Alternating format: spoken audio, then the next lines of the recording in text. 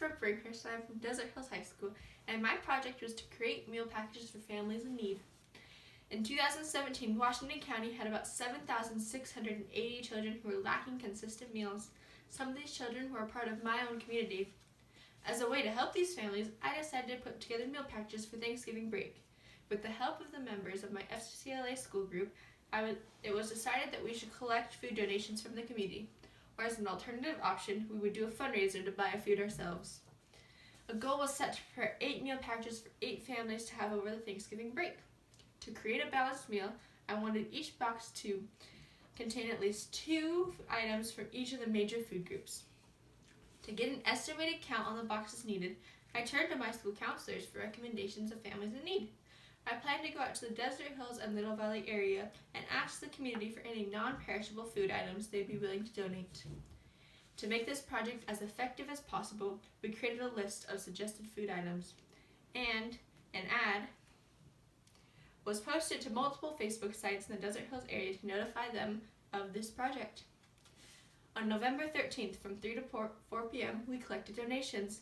The FCCLA members that were present were split into 2 groups, one for Desert Hills and one for the Little Valley area. One obstacle that we encountered was the Desert Hills group did not have a car to transport donations collected. As a solution, my group decided to borrow Miss Davis's cooler on wheels. Not thinking it would be big enough, we stopped at my house to grab another portable cooler. These coolers allowed for easier traveling since the area we were collecting in had many steep hills. Another obstacle was how to maintain communication with one another while we collected donations. To eliminate this problem, we shared phone numbers with each other. We used the Remind app to communicate with our supervisor, Miss Davis. Another obstacle while collecting non-perishable food donations happened when we were given a frozen turkey. This turkey took up an entire cooler.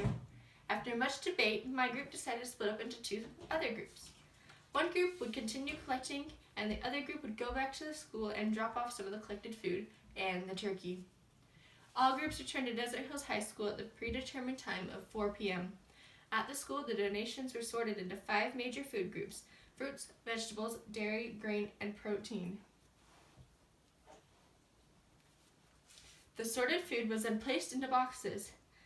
However, we had only collected enough food to fill 4 of the 8 boxes needed. After much discussion, it was decided to have Miss Davis create an extra learning opportunity for any student who brought in food to donate before the following Wednesday. In addition, our cross-country team agreed to bring in food donations. As I separated the food donations into the food groups, the other FCCLA members decorated the boxes. To pack the boxes more efficiently, I decided that we would have the members line up with their designated boxes, and Miss Davis and I would pass out each can to each person. This allowed for each box to receive an even amount of food items. After filling all the boxes, Miss Davis and the cross-country team went to each house, set the boxes on their porch, and rang the doorbell before leaving. 5 minutes later, the team returned to verify that the boxes had been taken indoors.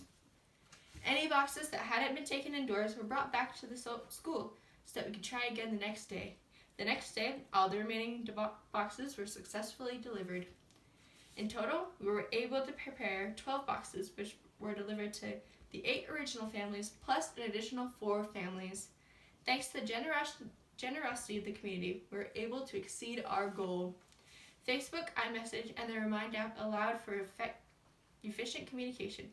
Unexpected problems are solved through brainstorming, group discussion, and active listening. Through the efforts of the community, we were able to reach our goal. It felt good to know that 12 families had meals for the Thanksgiving break.